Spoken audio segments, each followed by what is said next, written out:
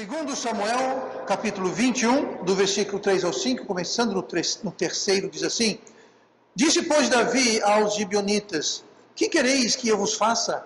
E que satisfação vos darei para que abençoeis a herança do Senhor? Então os gibeonitas lhe disseram: Não é por prata nem ouro que temos questão com Saul e com sua casa, nem tampouco pretendemos matar pessoa alguma em Israel. E disse ele: Que é, pois, que quereis que vos faça? E disseram ao rei: O homem que nos destruiu e que intentou contra nós, de modo que fôssemos assolados, sem que pudéssemos subsistir em termo algum de Israel. E ele então continua com a listagem dos demandos. Mas vamos orar. Pai amado, obrigado por tua palavra, que o Senhor possa agora abençoar a leitura, a pregação da mesma, que o Senhor me dê o teu poder para fazê-lo com eficácia, e também nos dê o teu poder para que possamos ouvir, e ouvir com fé. Obrigado, te pedimos, em nome de Jesus. Amém. E vamos então sentar esta noite. Estamos então ainda no capítulo 21, e nesse tema que nós iniciamos um mês atrás, quando Deus não é justo. Quando Deus não é justo. O que fazer, o que pensar, como tentar entender e raciocinar aquelas ocasiões quando coisas aparentemente injustas ocorrem conosco ou com pessoas em nossas vidas ao nosso redor. E é muito importante abordarmos essa questão corretamente, porque quando a gente começa a taxar Deus como sendo injusto, nós estamos atacando a sua pessoa. Nós estamos criando um ambiente muito propício para a gente cometer transgressões, quando nós não temos um entendimento correto da pessoa de Deus. E quando nós começamos a achar que Ele não é justo, estamos então tirando um dos importantíssimos atributos de Deus, que é justamente a sua justiça. Então, vamos continuar hoje, e nós vamos começar a partir do versículo 5, que nós lemos, que diz assim: E disseram ao rei: O homem que nos destruiu e intentou contra nós. Primeira coisa que nós temos que entender, que nós vamos ver hoje, para a gente tentar entender essa questão de quando Deus não é justo, é o seguinte: Deus sabe de coisas que nós não sabemos. Quando você acha que Deus está sendo injusto, sempre lembre-se disso. Deus sabe de coisas que eu e você não sabemos, coisas que não estamos sabendo e talvez nunca vamos ficar sabendo. Mas Deus está sabendo. Deus está sabendo. E essa situação injusta que nós não entendemos, muitas vezes ela é injusta justamente por esse motivo. Porque nós estamos enxergando através dos nossos olhos. Estamos raciocinando através daquilo que nós sabemos e conhecemos, o que é limitado e incompleto. E, consequentemente, isso vai afetar o nosso entendimento, a nossa visão do que se está se apresentando diante de nós. Então, nunca se esqueça que Deus sabe de coisa que nós não sabemos. Eu posso enfatizar isso bastante. Deus, nós sabemos, é onisciente, Ele sabe de todas as coisas.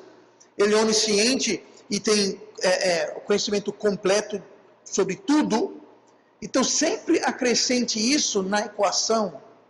Quando você tem uma equação que o resultado é Deus está sendo injusto, sempre acrescente esse fator, essa variável de que Deus sabe de coisas que você não sabe, está a par das coisas. Caso contrário, vai aparecer algo injusto, algo sem nexo, algo sem sentido, simplesmente porque esquecemos desse fato. Olha no versículo seguinte, versículo 6, de seus filhos, continuando aqui do versículo 5, que fala, né, o homem que nos destruiu e tentou contra nós.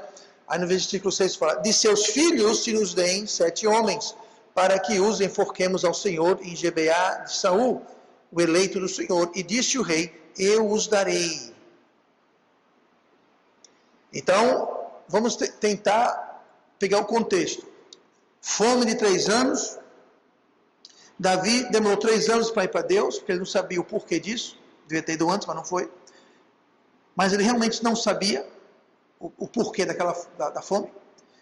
Deus falou, é por causa de Saul e sua casa sanguinária, do que ele tentou fazer com os gibeonitas.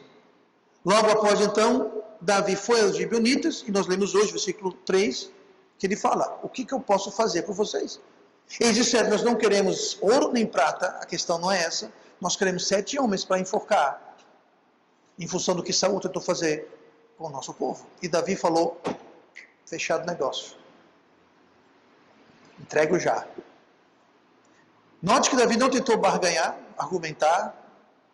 Por quê? Porque ele já tinha consultado Deus. Deus tinha falado qual o problema. Ele falou como resolver a questão. Então ele foi. Deus revelou para ele. Ele ficou sabendo. Ele disse, ok. 7 homens? Da casa de Saul? Ok, eu volto já. E aqui fala, eu os darei.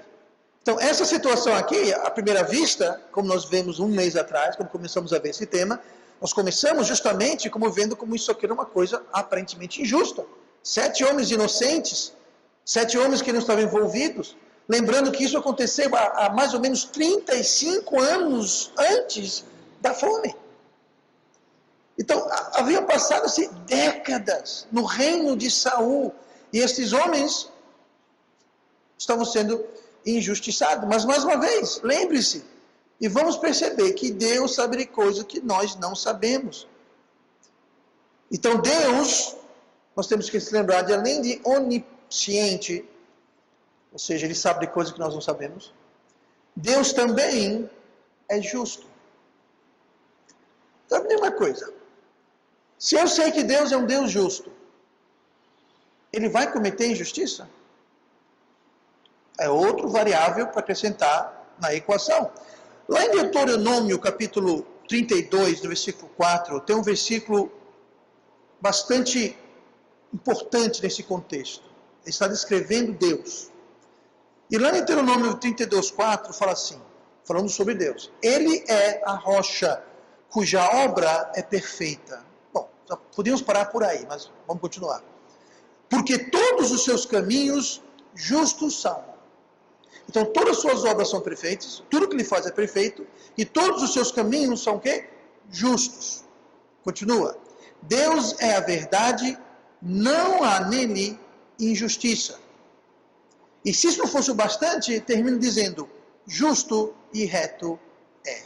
Então, aqui fala que Deus ele é perfeito, ele é justo, ele não há injustiça nele, e ele termina dizendo que justo e reto ele é. Então, entenda, Deus não tem como cometer injustiça.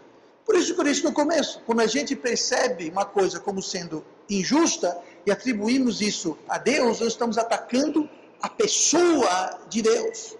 Estamos atacando o atributo de Deus, de que Deus está sendo injusto. E isso, é claro, não é bom, porque a justiça de Deus é sempre perfeita. E se nós não estamos cientes de todos os fatos, Ele está. Se eu não sei de tudo, Ele sabe. E só porque eu não estou ciente sobre todos os fatos, não muda nada em relação ao acontecido. Nós não sabemos exatamente, daqui a pouco nós vamos, mas nós não sabemos exatamente a questão com esses 7 homens. Mas Deus sabe. Então, se isso aparenta ser uma injustiça, lembre-se, Deus sabe de coisas que nós não sabemos, e Deus não é injusto. Todos os seus caminhos são retos e justos. Então, se a gente mantém isso em mente, nós vamos entender e aceitar o fato de que Deus não está cometendo justiça nenhuma. Agora, note mais uma coisa, e vamos voltar para o versículo 1. Nós passamos 2 semanas e meia só vendo o versículo 1 de 2 Samuel 21. Mas vamos voltar lá mais uma vez. Eu quero apontar uma pequeníssima coisa, porém muito importante. Lá em 2 Samuel 21, versículo 1, fala assim: E houve nos dias de Davi uma fome de 3 anos consecutivos. E Davi consultou ao Senhor, e o Senhor lhe disse, é por causa de Saul, porque matou os gibeonitas. Está dizendo isso? Não. Não está dizendo, é por causa de Saul que matou os gibeonitas. É por causa de Saul e... Essa pequena letra, palavrinha, e... está dizendo que a culpa é de Saul e de mais quem? Da casa dele. Casa aqui não está falando sobre a casa, a construção, está falando sobre a família dele. Deus está dizendo, é por causa de Saul e da família e da casa sanguinária, da sua casa sanguinária. Então isso aqui não foi só obra, não foi só culpa, não é só responsabilidade de Saul. Senão Deus falava, é por causa de Saul. Não, é por causa de Saul e a sua casa. A sua casa estava envolvida. Culpa e responsabilidade estão sendo atribuídos à casa, à família de Saul, não por mim, mas por Deus. Deus está dizendo a culpa de Saul e da casa dele. Então entenda que esses 7 homens, de repente, não são tão inocentes como a gente pensa ao ler primeiramente. Você passa por cima desse "e sua casa" e o sentido muda completamente. Então nós não podemos dizer que a casa de Saul estava isenta de culpa ou responsabilidade. Estes homens certamente tinham sangue gibeonita nas mãos. Por quê? Porque aqui Deus, me diga uma coisa, quem está controlando a narrativa de todo esse episódio aqui? É Deus. Deus que trouxe a fome para chamar a atenção de Davi. Quando ele finalmente chama a atenção de Davi, ele fala, é por causa de Davi e sua casa. Davi então vai falar com os gibeonitas, e os gibeonitas dizem, ok, eu quero 7 homens na casa de Saul. E Davi fala, ok, eu os darei. Então Deus está controlando tudo aqui. Aí você pode pensar, mas Davi escolheu. Eu acho que foi Deus que escolheu através de Davi. Davi talvez nem soube, mas eu não tenho dúvida alguma na minha mente. Entendendo os atributos de Deus, a pessoa de Deus, o plano de Deus, que Deus guiou a escolha. Deus guiou a escolha que Davi fez, os 7 homens a serem entregues. Por que Deus guiou? Por capricho? Não, porque Deus sabia quem merecia ser enforcado. Deus sabia quem tomou parte maior, ou quem foi mais entusiasmado à matança, digamos assim. Deus sabia. Então aqui Deus está atribuindo. Deus deixa esse episódio aqui, sobre esse pouco conhecido e quase esquecido episódio da matança dos gibeonitas. Semana passada eu falei, não existe na Bíblia relato algum sobre essa tentativa de massacre, essa matança dos gibeonitas. Não existe, não está em 1ª e 2ª Reis, 1ª e 2ª Crônicas, 1ª e 2ª Samuel, não existe. Não fala, não tem menção, essa é a única ocasião que é mencionada. Sabe por que Deus faz isso? Deus está dizendo aqui, olha, que fique de lição, que fique de exemplo, para que vocês, humanos, vocês, minhas criaturas, parem de apontar o dedo na minha cara e me chamar de injusto. Vocês parem de achar que eu não sei o que eu estou fazendo, vocês parem de achar que existe, por exemplo, impunidade. 35 anos passaram, e nós vimos isso semana passada, retrasada, que Deus não esquece. Deus não esquece. Esses homens aqui esqueceram. 35 anos passaram. Estamos livres, com certeza. A hora chega. A hora do acerto de contas sempre chega. E chegou para eles. E Deus não estava sendo justo. Deus quer falar para a gente, pare de apontar o dedo na minha cara e confie em mim. Confie em que justiça será feita. Confie em mim que ninguém culpado vai passar ileso. Eu mencionei semana passada, Deus não tem o culpado para o inocente, nem o inocente para o culpado. E mais cedo ou mais tarde vai chegar a hora de puxar as contas, sentar e ter que resolver isso. Então vamos perceber que Deus sabe de coisas que nós não sabemos. Nós ficamos aqui lendo isso pensando, bichinho, esses 7 homens inocentes, Deus, por que você permitiu isso? E Deus fala, vocês não sabem de nada. Muitas vezes, ao lidar com problemas, aconselhamento na igreja, eu, como pastor, dou um conselho, dou uma posição, dou um aconselhamento. E muitas vezes a pessoa não acredita no pastor. E eu sei que a pessoa não acredita no pastor, porque a pessoa faz tudo o oposto do que o pastor falou. Se acreditasse, não fazia. Tá? Não foram 1, nem 2, nem 3, nem 4, e, sabe, não é nada, faz parte do pastorado, não tem problema. Tem para quem ignorar. Para mim não tem problema, porque eu só dou o conselho, eu não vivo a sua vida. Mas entenda, então muitas vezes a pessoa recebe o conselho, a pessoa não acredita, pensando, mas o pastor não entende, o pastor não sabe, o pastor... Gente, olha aqui, Deus está dizendo, sabe quem não entende? Vocês não entendem. Eu estou sabendo de coisas que você não está sabendo, igualmente o pastor. contar uma história real, não foi comigo, foi com um amigo meu. O amigo meu era pastor de uma igreja, é pastor de uma igreja. Tinha um casal de jovens na igreja dele, estavam noivos para casar. Precisavam namorar, a coisa ficou séria, foram casar. E esse pastor chamou os pais, chamou a moça, os pais da moça, e falou: olha, como seu pastor, eu amo muito vocês, me preocupo muito com vocês, e vou dar um conselho para vocês. Rompa esse namoro agora. Rompa esse noivado agora. Por que, pastor? Eu não posso dizer, mas rompa. Eu não posso divulgar por quê, mas rompa. Não romperam, noivaram, casaram, não deu 6 meses e separaram. Qual é o problema, pastor? O namorado, o noivo, era homossexual. Esse jovem que era homossexual fazia parte de uma outra igreja, e o pastor daquela igreja, quando soube do acontecido, ligou para o pastor dessa outra igreja, que esse jovem foi, e falou para ele, em confidência, claro, o ocorrido. Então o pastor, meu amigo, não tinha condições de falar, porque ele é homossexual. Ele não poderia fazer isso. Não pelo outro pastor e não pelo jovem que estava lá. Mas ele avisou a família. A família ignorou.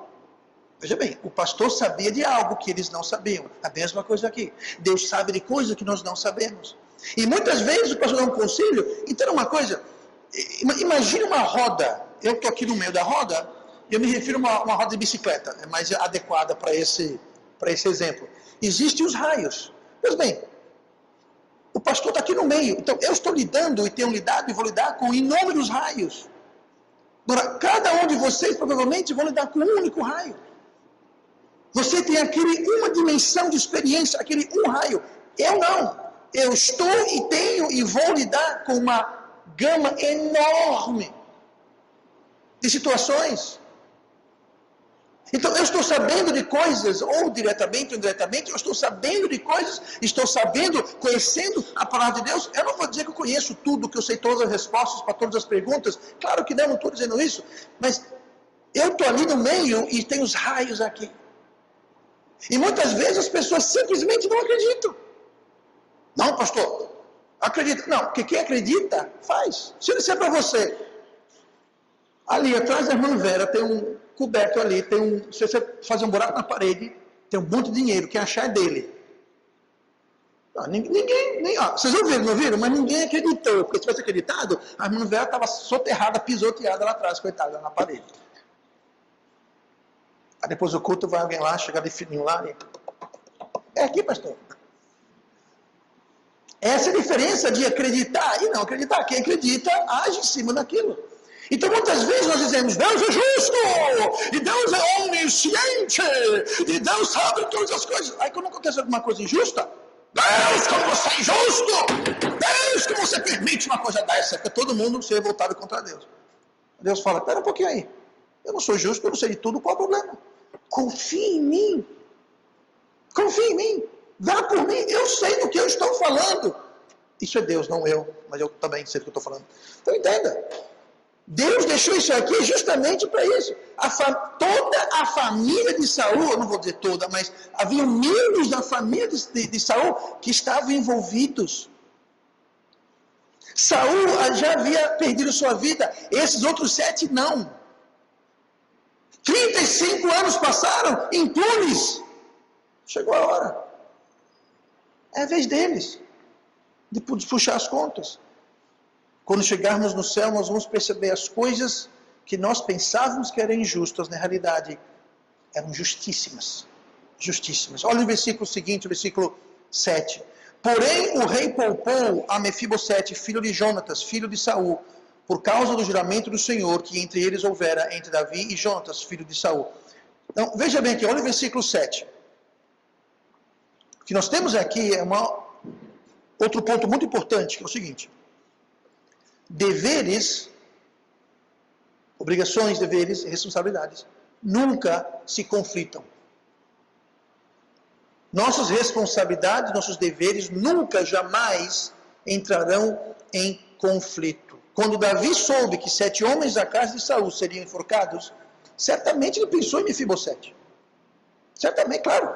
Ele havia praticamente adotado a ele, tinha dado a herdade de Saul, passado para ele. Davi tinha um dever, uma obrigação, junto com Mefibosete, por causa do pai Jonatas. Ele havia feito um juramento com o pai dele. Se vocês lembram lá em 1 Samuel 20, capítulo 14.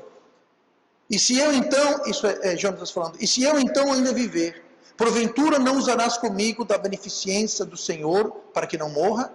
Nem tampouco cortarás da minha casa a tua beneficência eternamente, nem ainda quando o Senhor desarraigar a terra a cada um dos inimigos de Davi. Davi havia entrado em um pacto, feito um juramento, que não seria ruim, ou ele protegeria, ele guardaria a descendência de Jonatas, seu melhor amigo. Então ele tinha essa obrigação. Agora, contrário à imaginação alheia, contrário ao pensamento de muitos, nunca há conflito quando nós obedecemos os comandos de Deus. Quando seguimos os caminhos de Deus, nunca, jamais você vai ter um conflito. Ou seja, você nunca vai ter que fazer uma coisa errada para fazer uma coisa certa. Aqui, na questão específica de Davi, Davi tinha 2 deveres. Deus pedia 7 homens à casa de Saul. O segundo compromisso que ele tinha era com Jonatas, que ele tinha um compromisso com seus descendentes. Então, qual dos 2 que Davi deve honrar? Ambos. Ambos.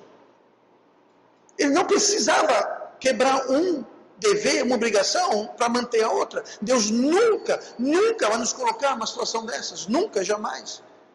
Ambos deveriam ser honrados. Note que nenhum nome foi dado. Davi podia escolher, que foi exatamente aquilo que ele fez. Mas quando 2 deveres estão em questão, Deus nunca nos colocará numa posição em que teremos que fazer algo de errado. Se você se encontrar numa posição, uma situação, num cruzamento em sua vida, onde você fala, bom, para eu fazer o que é certo, para eu fazer o que Deus quer que eu faça, eu vou ter que fazer o que é errado, então entenda uma coisa, aquilo não é de Deus. Nunca Deus vai levar você a fazer algo errado para fazer algo certo. E você nunca tem que fazer, para fazer algo certo, tem que fazer algo errado. É a mesma lógica. Mas nunca há conflitos com os nossos deveres e responsabilidades. Vamos para o versículo 9, rapidamente, essa noite. E os entregou, versículo 9, e os entregou na mão dos gibeonitas, os quais os enforcaram no monte perante o Senhor. A gente lê isso aqui de forma tão distante. Pense um pouquinho. Imagine, foram despachados soldados para irem recolherem esses homens que estavam em suas casas, com suas famílias, batido na porta, hoje não, vamos pegar o fulano. Para quê? O rei mandou chamar para enforcar. Esses homens foram, eu imagino, levados, foram atados, amarrados, não sei, mas foram levados, foram entregues aos gibeonitas, que os receberam, os levaram monte acima, se ergueram uma forca ou usaram uma árvore, não sei, mas foram enforcados. Se foi colocado um nó e eles foram levados, se foram colocados num cavalo e pendurados numa mesa, um banquinho, e não sabemos os detalhes. Mas nós lemos isso tão friamente, sem entender o que está acontecendo. Se coloque como espectador, se coloque como um dos 7 homens. Se coloque como alguém que está observando isso. E você está incapacitado de fazer nada. Porque é ordem do rei. Porque é ordem de Deus. Aí continua.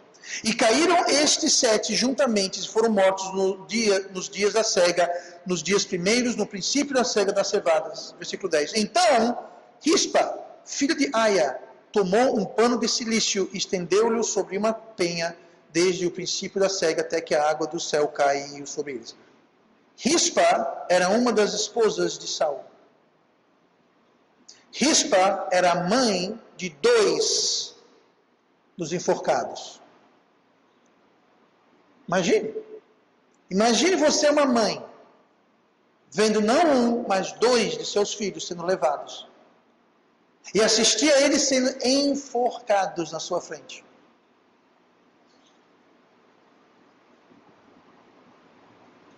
Como nós vimos aqui, isso aqui talvez é a parte mais triste desse episódio.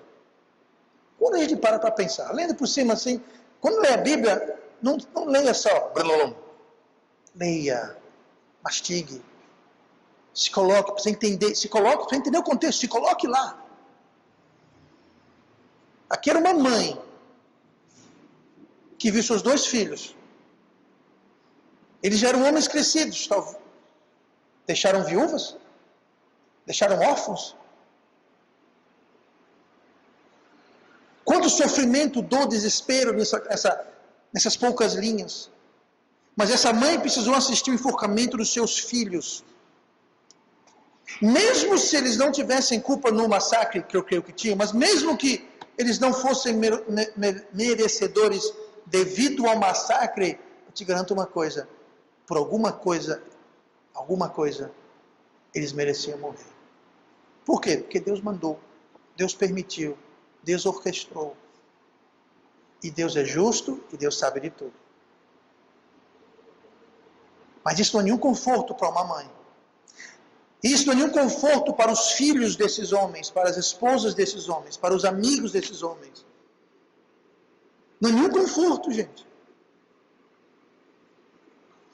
Seja lá qual for o motivo, é muito difícil não ter um senso de injustiça de ver uma mãe, uma viúva, ter que assistir à execução dos seus filhos.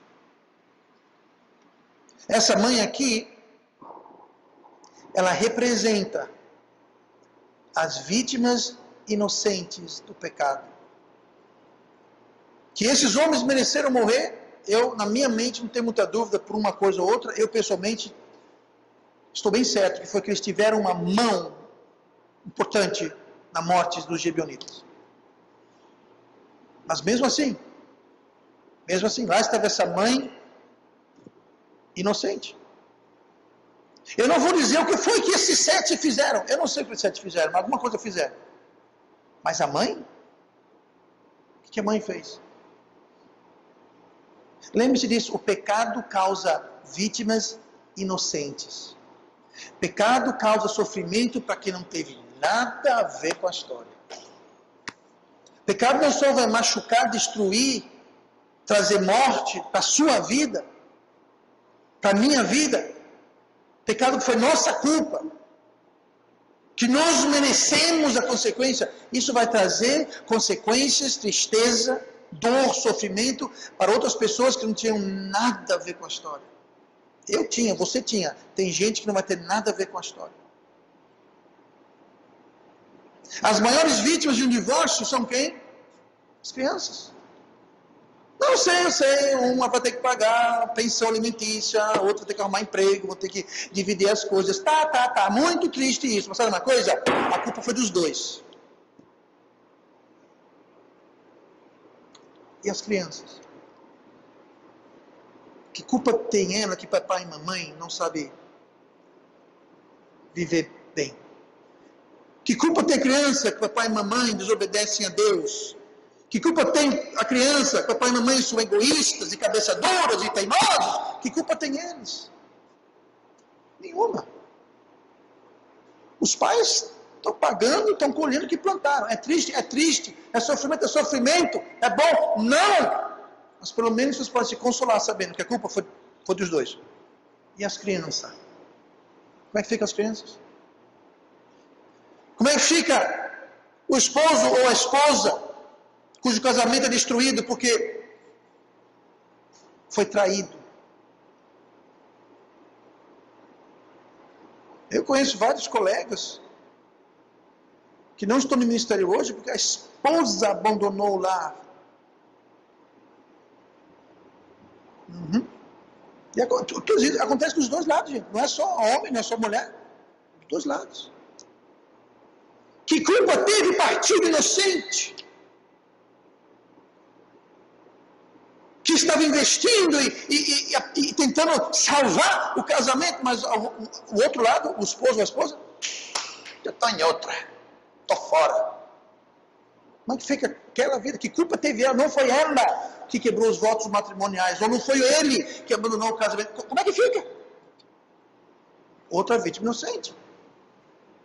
O pecado gera vítimas inocentes. Aqui, Rispa representa as consequências do pecado.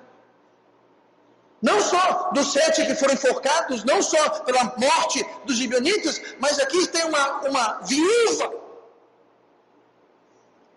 que assistiu o enforcamento dos seus 2 filhos sem poder fazer nada. Muito sofrimento. Quanto sofrimento uma população inocente que sofre por desvio de verbas por políticos corruptos. Estão lá. Jatinho para cima e para baixo, mansão aqui, luxo, dinheiro enfiado, Deus sabe lá em que conta na Suíça. População aí entregue sem segurança, sem educação, sem saúde, sem nada, sem aposentadoria, sem nada. Pastor, faz candidatar aqui. Vota em Pastor Roberto para presidente. Pronto. Se eu for eleito, eu vou resolver todos os problemas do mundo. Não, estou dizendo isso porque o pecado e a roubalheira e a injustiça que ocorre, tem muita gente que morre. Morre devido à falta de atendimento médico, falta de policiamento, estradas esburacadas que causam acidentes e por aí fora. Vítimas inocentes, que não tem nada a ver com a história, nunca roubaram um centavo do cofre público. Sabe o que é isso? O pecado causa vítimas inocentes. Mas vamos deixar de pensar agora da quadrilha de políticos, vamos parar de pensar naquele casal que divorciou. Vamos pensar na gente. Qual pecado nosso já causou ou vai causar sofrimento em pessoas inocentes? Pense nisso. Porque existe. Pessoas pensam que podem viver como querem, fazer o que querem, achar que aquilo não vai me afetar, e se me afetar, deixa que eu me viro. Não vai só afetar você não, vai afetar um bocado de gente. Pessoas que talvez não estão na sua vida ainda, mas vai afetar. Certamente vai afetar. Pode ser que demore. 35 anos aqui nesse caso. Mas vai afetar. Você pode usar o pecado para resolver um problema. Resolvi meu problema. Achei a solução para o que eu queria. E você criou uma multidão de problemas para uma multidão de pessoas. Pois é. Olhem comigo no versículo 14. Enterraram os ossos de Saul e de Jonatas, seu filho, na terra de Benjamim de Enzela, na sepultura de seu pai, Quis, e fizeram tudo o que o rei ordenara. E depois disto, Deus se aplacou com a terra. Última coisa que eu quero falar esta noite sobre esse tema. A justiça de Deus vai muito além da compreensão humana. Olha o que nós lemos aqui, na última frase do capítulo 14. E depois disto, Deus se aplacou com a terra. Depois disto. Disto o quê? Depois disto está se referindo à fome de 3 anos. Onde morreram pessoas, outras faliram, outras foram deslocadas, famílias divididas, sofrimento, fome, doença. Depois disso, a morte dessas pessoas. Depois disso, o sofrimento que isso causou na família, na nação. Você acha que não houve uma certa falta de entendimento da população? Davi, você vai entregar esses 7 homens inocentes? Você vai entregar esses 7 homens por algo que dizem que aconteceu 35 anos atrás? É golpe, Davi, é golpe. Estão dando golpe, Davi. Você acha que não houve conversinha assim, não?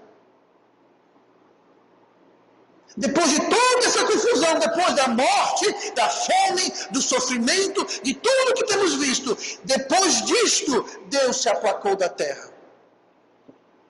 Deus falou, depois de toda essa bagaceira, agora está bom. Agora eu estou satisfeito. Agora eu estou contente. Agora está como eu quero. Aí você fala, pastor, Como é que Deus permitiu isso? Deus não permitiu isso. Deus exigiu isso. Deus exigiu. A fome só vai parar quando vocês fizerem isso. Quando vocês acertarem as contas com os gibeonitas ali. E depois disso, o Senhor se aplacou da terra. Ele falou, ok, agora acabou a fome. Está entendendo como a justiça de Deus vai além da compreensão humana? É difícil, às vezes, o ser humano, atentar. Por quê? Porque da nossa perspectiva não parece justo, do nosso ponto de vista, nós não entendemos. Mas Deus entende. E Deus é justo. E a sua ira sempre é justa. Vamos para o livro de Apocalipse, capítulo 16.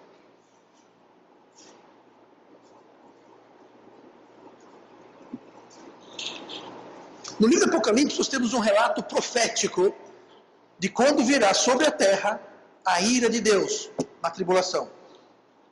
E o versículo 1 de Apocalipse 16 fala assim: E eu vi, vinda do templo, uma grande voz que dizia aos 7 anjos: Ide e derramai sobre a terra as 7 taças da ira de Deus. Pronto. Daí em diante, até o capítulo 18, são relatos da ira de Deus sendo derramada sobre a terra. É terremoto, é fome, é guerra, é peste, é animal, é uma desgraça, uma bagaceira total na terra. A maioria da população da terra vai ser morta. A terra estará literalmente em ruínas. Agricultura, indústria, comércio arrasados. A terra vai estar um lixo quando Deus acabar. Sofrimento, morte, doença. Aí você imagina, eu machuquei meu braço, vamos para o hospital. Não tem mais não, desabou. Chama a ambulância, não tem gasolina, não tem carro. Alguém liga, não tem telefone, não tem energia, não tem nada. Imagine a bagunça que vai estar a terra. O sofrimento, o desespero. Outro dia teve a greve dos caminhoneiros, né? Caos, pânico. O povo brigando por causa de um litro de gasolina, se pegando por causa de um saco de batata. Por causa da greve dos caminhoneiros. Aí você imagina quando a terra for completamente abalada. Depois você lê hoje à noite, leia do versículo 16 ao 18. É só Deus, aqui ó. As taças da ira de Deus sendo derramadas sobre a terra. Agora olhe comigo, no versículo 19.